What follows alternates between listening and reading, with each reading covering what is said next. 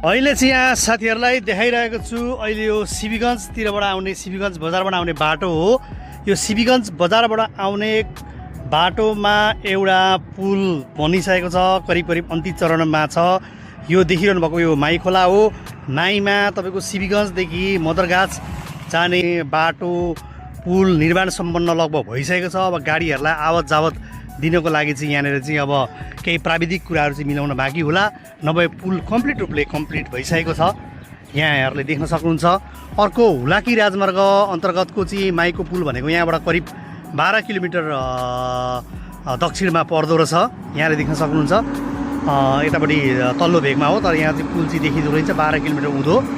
यहाँ पुल बनाउने क्रम एकदमै जारी छ र पुल लगभग सकिसकेको हामीले जानकारी यहाँ प्राप्त गऱ्यौँ। अबको 15-20 दिन 1 महिनाभित्रमा चाहिँ यातायातका साधनहरू पनि यहाँबाट चाहिँ आवत जावत गर्ने भन्ने कुरो चाहिँ यहाँ सुन्नमा आएको छ होइन।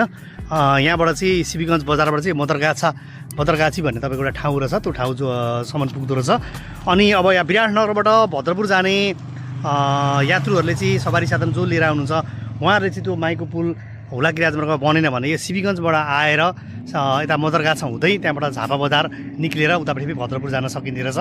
ल हस्, थ्याङ्क यू सो मच।